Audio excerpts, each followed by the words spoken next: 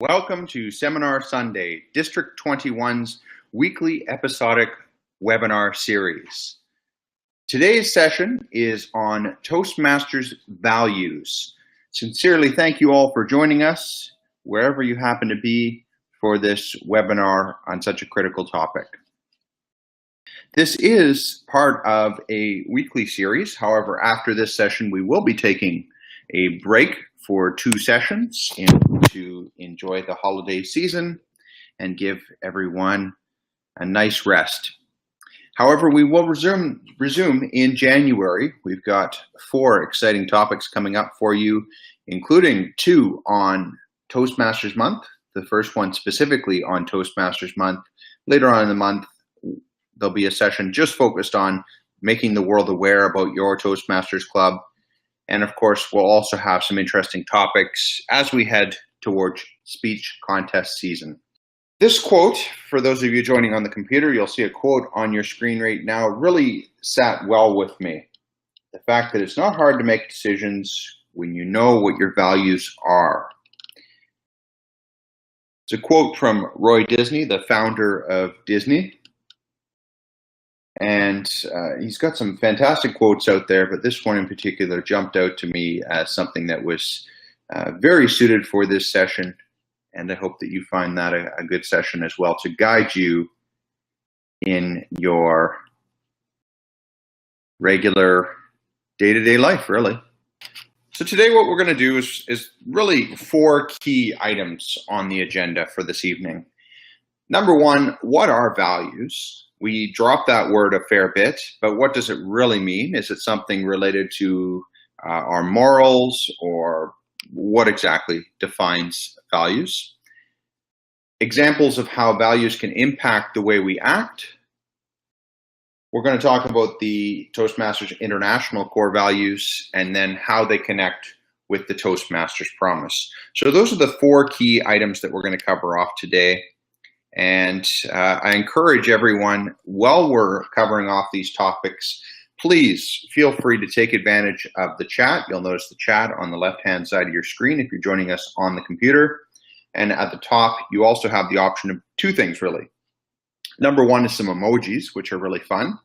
And number 2 is there is a button for asking a question. So you can pose questions either way. I'm watching the chat as we go along. I'm always happy to pause and reflect on the chat, thoughts that anyone has.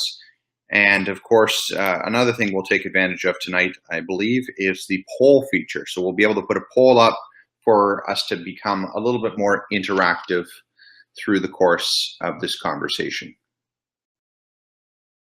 So let's talk first about what values are. I think that needs to be the first step in order to really gain a better understanding of what this webinar is all about. And that definition is up on the screen. And I think for me, the most critical part of that is the fact that values affect the way people conduct themselves, guiding their decisions, behavior, and worldview. As much as that sounds a lot like, morals or something along those lines, there is a difference. Values are not equal to morals. They are something that is really guiding our decision making. So our morals is something that we stand on. But I may decide to focus more energy on, I don't know, let's say car racing, for example, because that's where my values are at. I really believe in car racing, and therefore I'm going to invest a lot of time in that. So it can be something that you more emphasize and put focus on.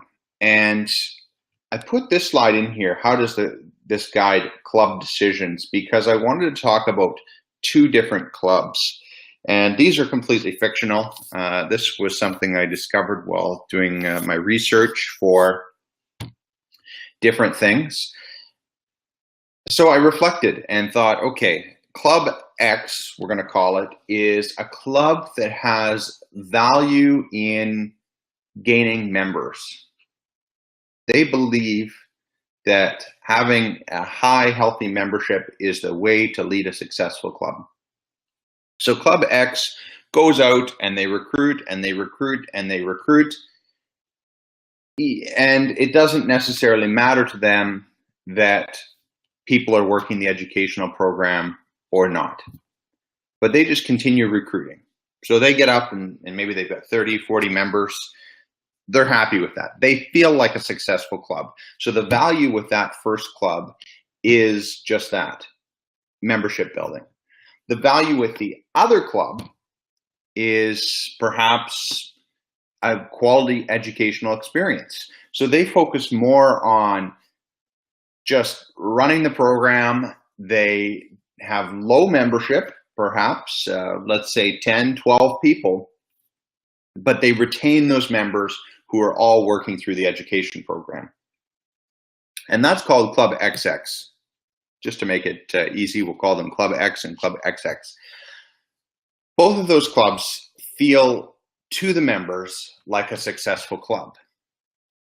Yet if you swap and put them into each other, they both think there's something wrong with the other club. And that's all based on values. So I thought that was interesting to really reflect on and dive deep into. And for you, as an audience member, I encourage you to think about your club. What are your club's values beyond the Toastmasters International values? And of course, I'll pose that question at the end as well. But certainly something to think about. Is your club more valued in that recruitment and therefore doesn't necessarily follow up on, hey, we haven't seen you do a speech in 6 months? Or is the club more focused on the educational experience and not on the recruitment side? Or maybe you're both.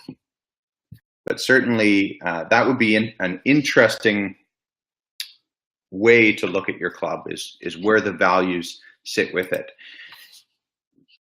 And when I was thinking of it, I was also curious, okay, so what club would you want to be part of? Club X, that has a lot of people, so probably pretty dynamic meetings, but also not a lot of uptake in the educational program, and therefore probably doesn't retain members very well? Or would you rather be in that club that's got 12 people, let's say, maybe a little bit less energy, and everybody's working the education program? If you don't do a speech every 6 weeks, the VP Education's chasing you down. So Club X or Club XX? Let's do a quick poll for that one. I'm curious. All right, thank you for sharing it. Looks like our values, I'm going to share the vote percentage here now. Our values seem to be more on having that quality education experience over just pushing for members. And that's great. That means that our club members are being served very well. And the true best club is probably somewhere in the middle. I mean, you need a strong membership base to have a quality meeting, but you also need to put the effort into the education program to make a good meeting. So that's why it's not easy being a leader in a club. Thank you all for sharing that. That really provides some interesting insight. So here's Toastmasters' core values. They have 4 core values that the organization itself shares with us. We have integrity, respect for individuals, service to the members, and commitment to excellence. Those 4 core values on the surface look like just 4 words that are being thrown out. But later on in the webinar, not too far in the future here, we're going to talk a little bit about how they tie into things like the Toastmasters Promise, which really ties into the fabric of everything that we do. And I really appreciate that, the way an organization can provide us with these 4 words that really are just that. They're words that actually pop out and come to life. And they they show us what a value really means, back to that definition of this is where I want to invest my time in commitment to excellence, for example. And I really appreciate that. So I hope you all feel the same. Let's do another quick poll on that note. I'm curious, and this is a tough one. What core value do you think is the most important? Service is feeling awfully lonely. Thank you for offering those votes. 78% show integrity, 11% each for respect and excellence. And I certainly have heard this before. There was an acronym that is used in different pockets of the Toastmasters world, often just called RISE. And that's a way to remember these 4 core values. Of course, respect, integrity, service, excellence, RISE. But what happened is people pointed out that, wait a minute, integrity needs to come first. That's the most important thing that we can offer as members of the Toastmasters world, of great citizens of our clubs. Integrity should always be first. And once again, part of the research that I found while watching different videos and PowerPoints and all the other things and trying to come up with what content I'd share with you this evening, I did find one convincing argument actually for excellence being the most important. And I thought that was really interesting, that different people come with those different perspectives. And their theory was the fact that if you've got that commitment to excellence, that's going to drive everything you do and kind of pull along those other 3 values with it. So I thought that was interesting. Of course, everybody can have a different opinion. And no core value, I believe personally, can stand on its own. I think really having those 4 identified are all critical aspects. And the moment you lose one of those, really it's like losing a leg. You really, all of a sudden, you become unbalanced. And I mean, service, for example, didn't get any votes. But can you imagine if no Toastmasters wanted to serve as club or district officers? That would certainly be a challenge, because the clubs and district would have no direction whatsoever. It would just be essentially a free-for-all. There'd be nobody to schedule speeches, nobody to book meeting rooms, nobody out there trying to recruit new members. So every one of those core values, regardless, are important. But at the end of the day, integrity is the champion here, and I believe it's a well-deserving champion, because you're right, really, with integrity, nothing else matters. Now, that being said, what do those values mean? What is the definition of integrity, respect, service, and excellence? Of course, I waited until after doing the poll to define them.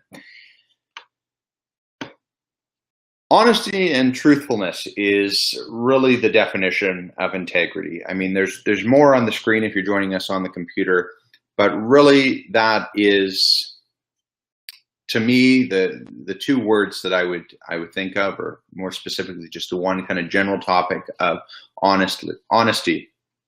Whenever you're running through a situation, being honest, true to yourself, is the way to do things. And that's not just in Toastmasters, but really in life in general. It is often harder to tell the truth, but the benefits of being truthful and just coming clean with whatever's going on pays its dividends greatly. When challenged, integrity is something that really, it's the first to go sometimes, unfortunately. And sure, we all have these moments where we lapse, at least I think we do. And what's most important when you have that lapse is to just be honest about it and say, you know what, I made a bad judgment and this is what happened. And that's how you continue to demonstrate integrity, even when it's hard to do so. Respect is the second one, and really Toastmasters International from time to time broadens the words attached with it a little bit more. On the Toastmasters.org website, if you go into the About Us area, it's going to list these values, just the individual words, but really what respect means is respect for the individual. And of course, first of all, that there's a definition again on the screen, but it gets down to really two key things with respect. And number one is that recognition that's named there, but also genuine appreciation and really support is something that comes to mind for me when I think of respect for others. Being there for them, even when times become difficult. We all run into challenges in life or in Toastmasters, and for me, there's a deep satisfaction when I can be there for somebody, even when they're going through a really tough time, and I think I'd be kind of disrespectful if I wasn't. So that's a broad definition. Everybody on the line may have a slightly different verbiage you'd use for what respect is. I think we all understand the general concept, but absolutely, respect is the first key, and really, it's almost a pillar for integrity as well. I mean, if you don't have respect for someone or the organization, for that matter, then it's easy to be, deceitful and not care about success, and therefore maybe you start making up some stories about, oh, well, I'm not going to go to the meeting tonight because I'm really sick, and well, it turns out that you just didn't want to go, or whatever the case may be. I mean, that's a very vague example, but it really is a pillar. Service to the member. This one is, I've already kind of mentioned, it's about serving in various capacities, club, district, even international, as an officer. And to me, I know this isn't really called out, but there's some degree there as well of even serving in your club different meeting roles. One of the things that I found in a club that's struggling recently is I'm called to do Toastmaster very frequently. And my opinion has always been that, if you've got, let's say, 10 members, then you would be Toastmaster once every 10 weeks. But the reality of the situation is it's probably much more frequent than that. But because they are struggling, I continue to serve, and I find ways, of course, to make sure everyone's getting equal participation, and we are rotating where possible. But when the going gets tough, I'm comfortable stepping up and serving in whatever the role happens to be.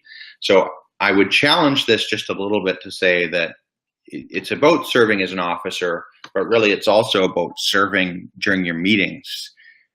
Although that also kind of goes with the commitment to excellence piece.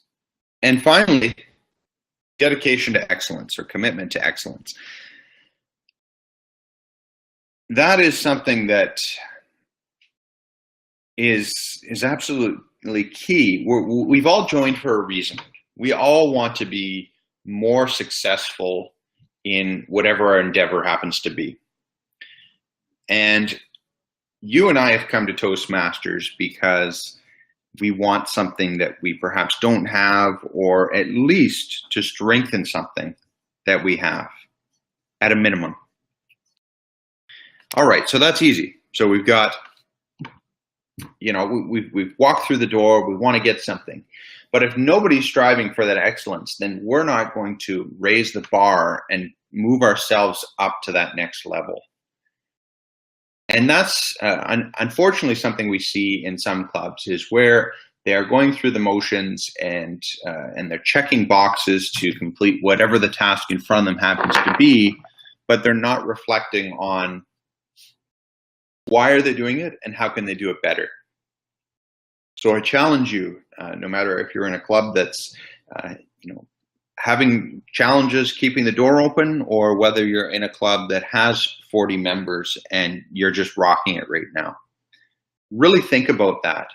About what is your club and your individual commitment to excellence. And there's a few examples on the screen. You finish a path, you go for the next one. If you have a DTM, go for a second or a third. And that translates to your club as well. And that's something that for me personally means a lot. And I was fortunate enough to have lunch last week with past international president Pat Johnson, and that is one thing that she said when she was district governor back in, I believe it was 2000, 2001. At that time, she was asked to coach a club, which is her current club. And she said, well, I can't, I'm district governor. Unfortunately, right now that would not be a service to you. How about I give you some potential coaches, you interview them and you decide on who you want. Anyways, they came back, they went back and forth a few times, and finally she accepted it under the condition that, there was actually a whole list of conditions, and I don't want to get into all of them, but essentially, all speeches have to be from manuals, there's no negativity in this meeting, etc., etc. And that set the bar for that club. They knew that she was going to walk away if they did any of those things. And they have been President's Distinguished every year since. They have followed that culture every year since that time. And even, I think it was a year or so ago, someone tried to do a speech that wasn't from a manual. And the other members of the club got up and said, sorry, we don't do non-manual speeches here. And Pat didn't have to say anything. That story really inspired me of that commitment to excellence. And, if your club makes President's Distinguished, you say, well, that's our standard now. And you just keep going for it. And she said if they ever weren't distinguished, she would leave. And I feel exactly the same about my club, because I really think we always have to strive to push that bar up. And I encourage you to try and work with your club to achieve the same. The Toastmasters promise. This is something that I always find, I want to say humorous. Perhaps you could argue it's a bit humorous. On the back of every single membership application, there's this boxed area which shows a Toastmasters promise.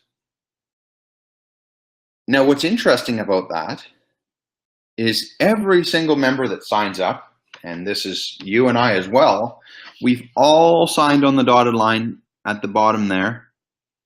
And in this member agreement and release section on the left-hand side, it actually specifically says, I'm going to follow the Toastmasters promise as outlined. So you and I have signed this, and yet I find the majority of members don't realize they've signed a document signing up for this promise, this commitment they have made. And it's unfortunate. I know some countries around the world actually have their members recite this from memory. And I don't know that we would ever go that far necessarily here in District 21, but it certainly is an interesting thought. How familiar are you with the promise and how it interconnects with our values as an organization? Let's have a quick look at what that promise is. And as we go through, I'd like to hear your thoughts as well. I encourage you again, feel free to use the chat on the left-hand side. Starting to get a little nervous. There's no comments there whatsoever yet. Here are the 10 points in the Toastmasters promise.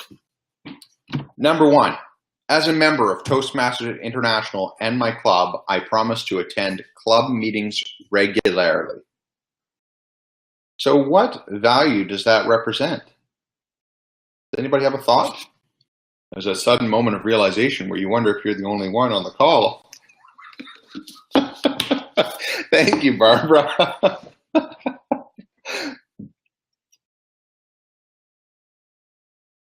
Pamela, yes, thank you. All the values, definitely service. I would agree. I think also primarily, and once again, I'm not disagreeing at all with what anybody's saying here. Everybody's crying or something. I think commitment to excellence is a big piece here as well, because if you're not attending those meetings regularly, there's two things that are happening. Number one, you are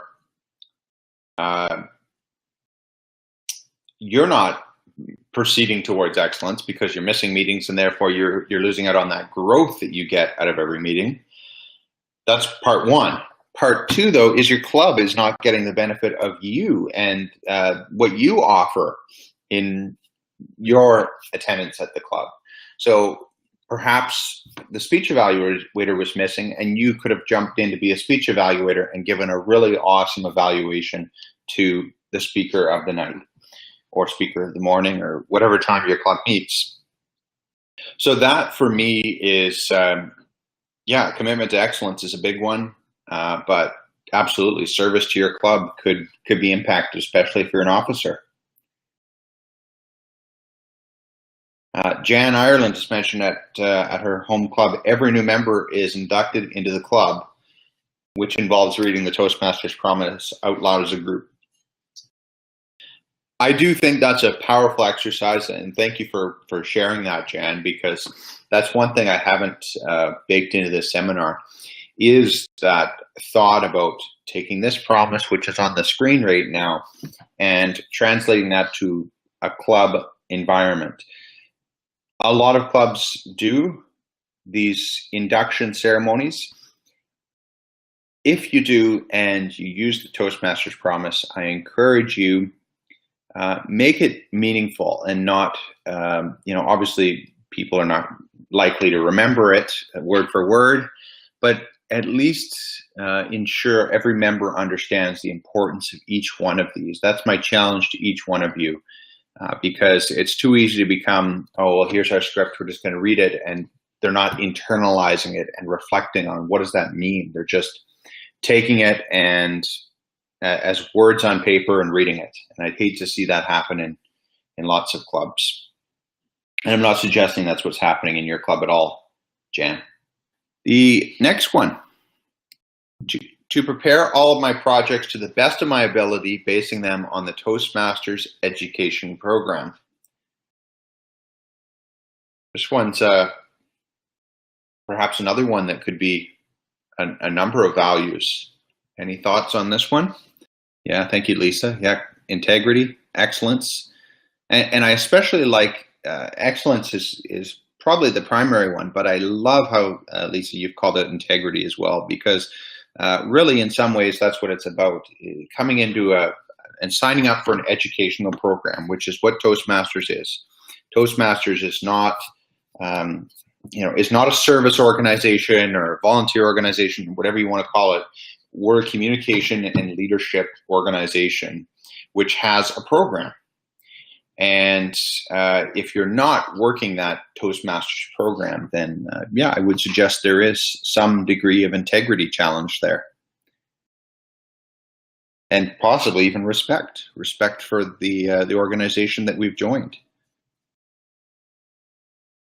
Thank you for sharing all your opinions. To prepare for and fulfill meeting assignments. And thank you, Jan. Yeah, respect for the program. Absolutely. That's huge, hugely critical. Preparing for and fulfilling meeting assignments is definitely a combination of service and, once again, that commitment to excellence, which we see a fair bit here in the promise, actually, which is good because that's what we want to be striving for, right?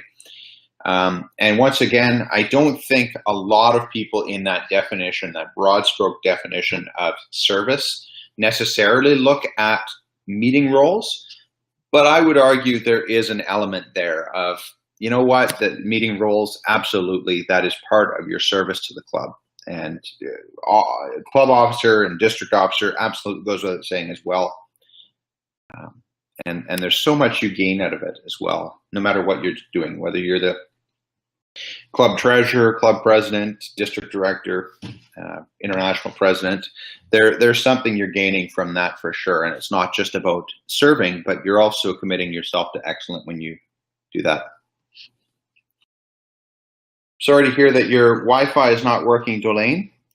We will also post a recording of this if you prefer to watch it when you do have better Wi-Fi. I am really sorry to hear about that, though.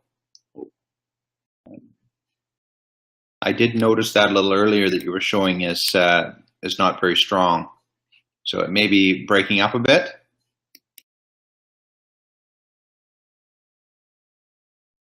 To provide fellow members with helpful, constructive evaluations.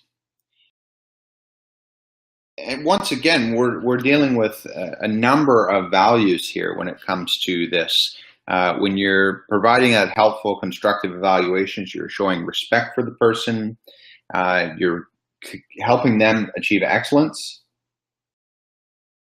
So if you don't give those, and I love the way the word constructive here, because if you don't give a constructive evaluation and you're just sugarcoating it, well, that's great. The person's going to walk away feeling fantastic.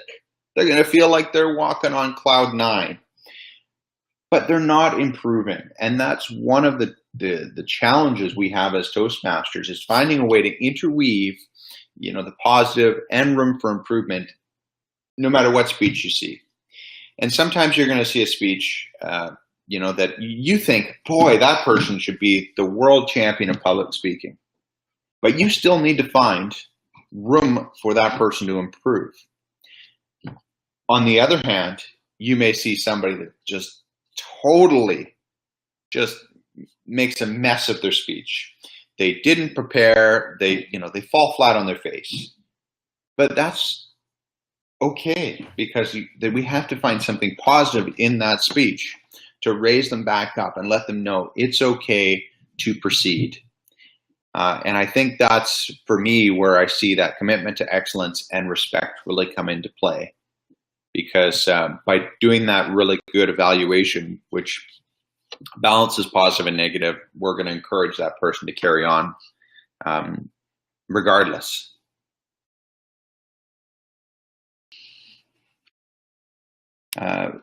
Delane, do you see that message from Jan on the screen? Just regarding whether your phone's nearby.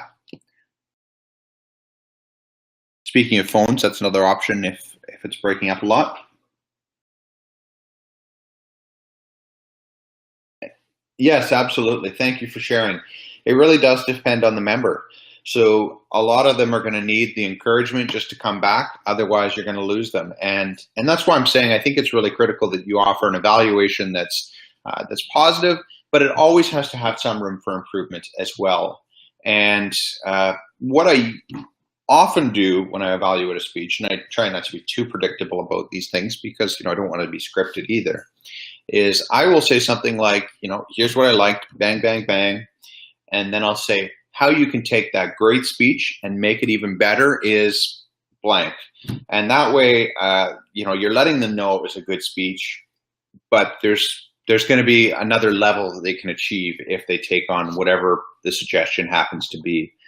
Obviously something that can be very challenging if it is not such a good speech, but always balancing is important, because every member does have different needs, for sure. And if you don't offer them anything, though, they may just think, well, I'm not getting value out of this program, and leave after that. So it's that fine art of middle ground. To help the club maintain the positive, friendly environment necessary for all members to learn and grow, I think this really comes to respect, particularly around having positivity. That was one of those conditions I remember that Pat told me. She told the club, if anybody says a negative word, I'm out. And I just love that. That was, I could just imagine her saying that and thinking, boy, how that club must have felt like. Walking on eggshells. Don't say anything negative. Keep it positive. And how nice is that when you walk into a club though, and there's nothing but positivity surrounding you. To serve my club as an officer when called upon to do so. I mean, this goes without saying. I'm not even going to ask you what you think this is. I mean, obviously it's about service. What I find interesting about this is it doesn't say anything about a district officer or beyond. But absolutely, it all starts with the club. I mean, if you serve your club, you're helping others get even more benefit out of the program and the club. And if you so desire to carry on and move into, whether that be area director, district director, whatever the role happens to be, then extra kudos to you for really taking that promise to the next level. Treat my fellow club members and our guests with respect and courtesy. That gets right back to respect, of course. This one I'm curious about. To bring guests to club meetings so they can see the benefits Toastmasters membership offers. I'm a little on the fence with that one. That one's a little bit of commitment to excellence, of course, because you need the members to, really to have a meeting. But also, having a nice, healthy membership means your meetings are that much more dynamic.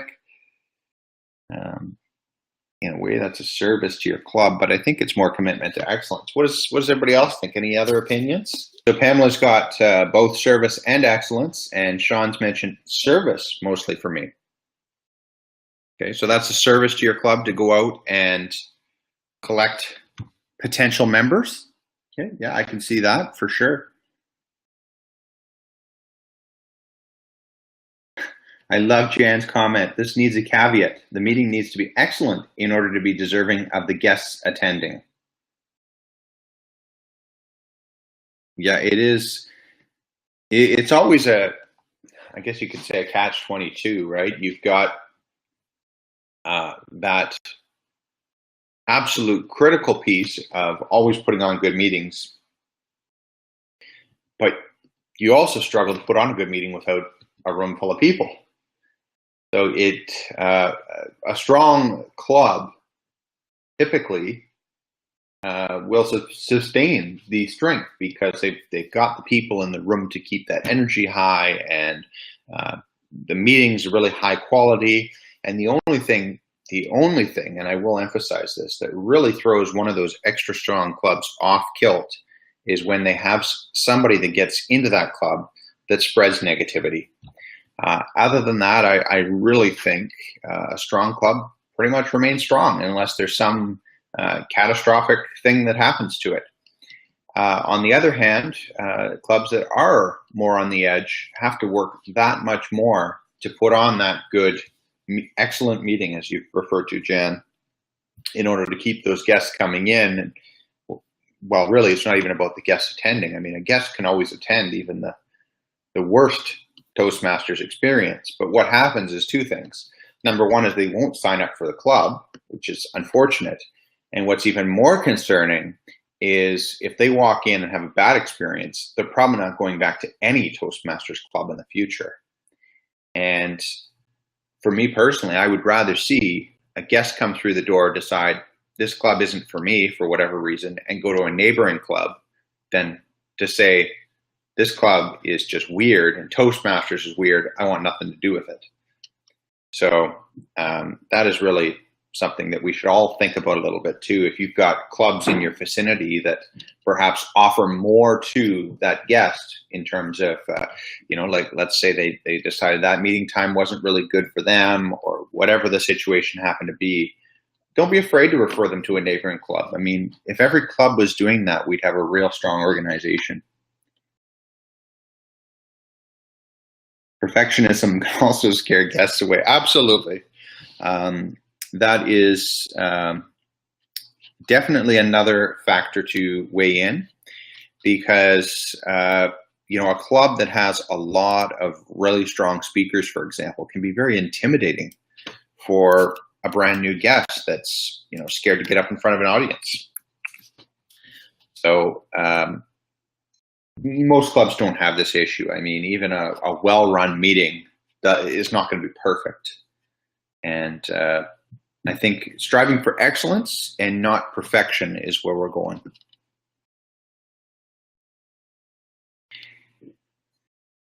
To adhere to the guidelines and rules of all Toastmasters educational recognition programs.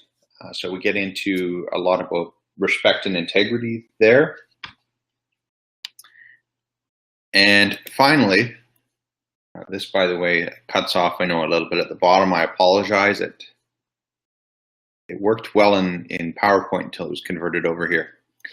So to act within Toastmasters core values, it names it out right at the end of it. And it used to say something else.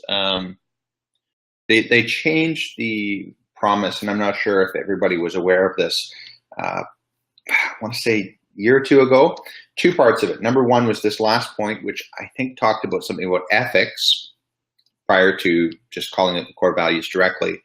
And the other one is the second bullet, which is to prepare for all the projects to the best of my ability, basing them on the Toastmasters educational program. It used to actually refer to, I think, competent leader, competent communicator, and communication or leadership track, something along those lines. I can't remember the exact wording right now, but it actually did name the education program, which of course we've moved towards pathways, and so now it's just Toastmasters education program. So that's the promise right there. That's all 10 points of the promise and how they interlink with the values of us as an organization. I challenge you over the holiday season here. Most clubs are taking a break. It's a great time to spend even just a little while reflecting on, how are you modeling those values? And I'm not suggesting that you're not, I'm just suggesting how are you, so you can better understand it yourself, what you're doing in terms of those 4 core values. How is your club demonstrating it? And what other values do you and your club have?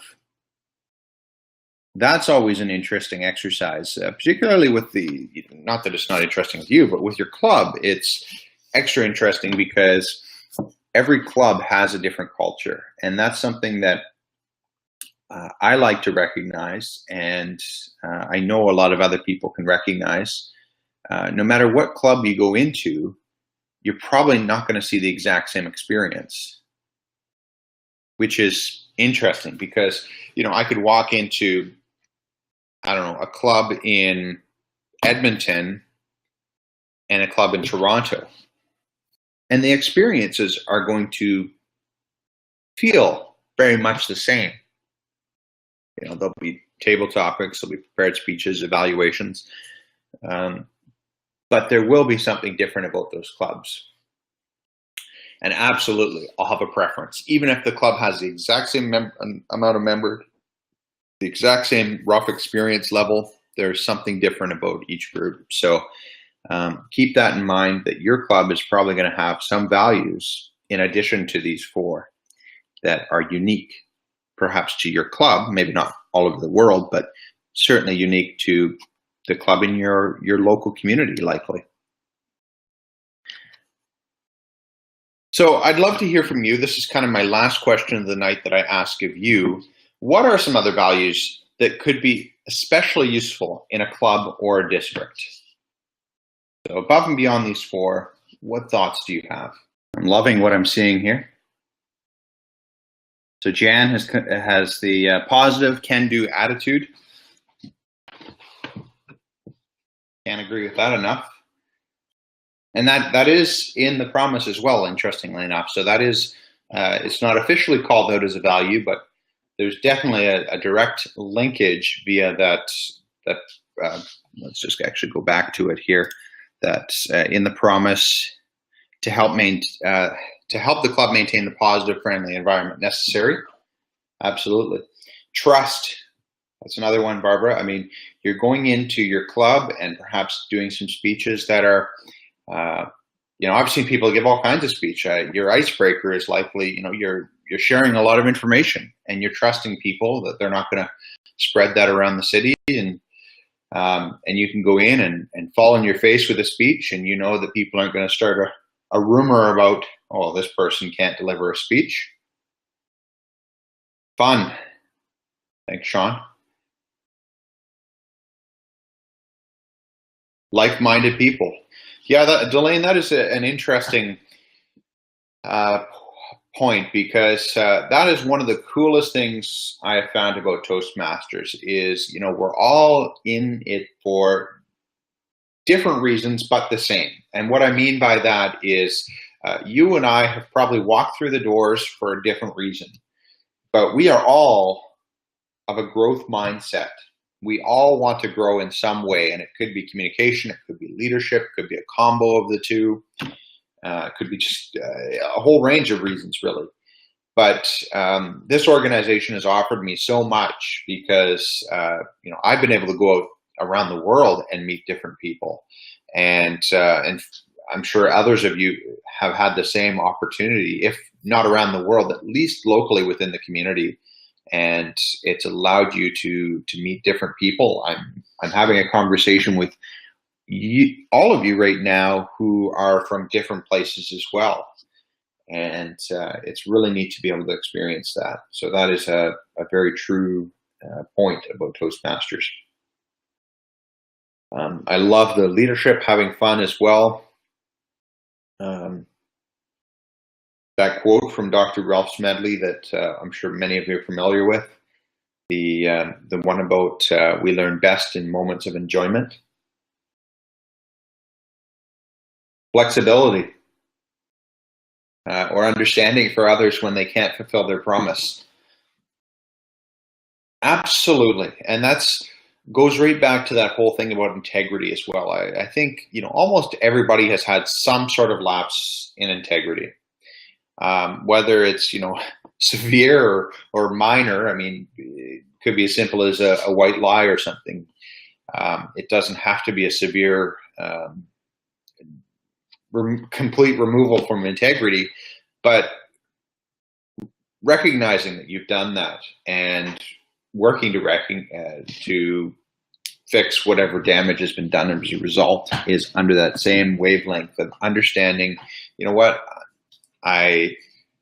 For example, I didn't attend my meetings regularly, and you know what? I didn't have a good reason for that. I was whatever, and just being open and honest about it, and knowing that you can go to your club and tell them that, and they're going to welcome you back in just as if you had never disappeared. That is the power of Toastmasters.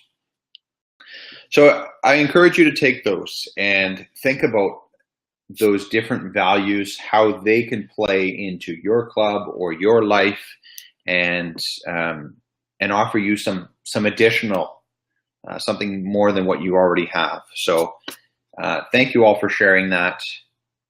We're getting towards the end of our session here, but I did want to give you homework because it is the last session before the holiday season.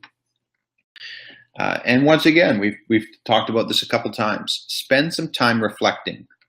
Are you and your club living the core values of Toastmasters International? And I know most of us are. Most of us are living that core value. But once again, are you really, and I'm speaking more to the club on that, are you really all committed to achieving excellence? And if so, what steps are you taking? And then what are your values beyond these? And that's, once again, you and your club. And have that conversation in the new year with the officers of your club and say, you know what? These are my values. What are our clubs? And you can proudly promote those and see how your club actually lives those values. If your value, for example, going to Sean's one there, having fun, if that is your club's value, are you having fun every single meeting? And if so, what makes it fun? And identifying it and tying it in to your values makes it just part of the club's fabric, how the club operates. right back to that conversation I had that was so inspiring with Pat about saying, you know what, if anybody says anything negative in this club, I'm out the door. It's firm, perhaps a little bit harsh, some would say. But the fact that, here we are, 17 years later, or maybe even 18 since she said that coming up, and that club is still living those values. That's inspiring to me, and I hope that you find that inspiring as well. So that is our session. I hope that you have found some nuggets in this session that you can take back to your club, or that at least have helped you in some way, shape, or form. I know I've been inspired through preparation for this session and actually being able to share with you through this, less than an hour it's going to be here, about 55 minutes together. I encourage you to reach out to me if you have any questions or thoughts, or ever need anything from me whatsoever. My email address is on the screen, mbownD21@gmail.com. That's mbownD21@gmail.com. I'm always happy to be of service, and I want to thank you all for your time. The recording will be posted to the d21toastmasters.org website, as well as the District 21 YouTube channel, if anybody wants to refer to it later. Thank you all for joining, and have a fantastic night.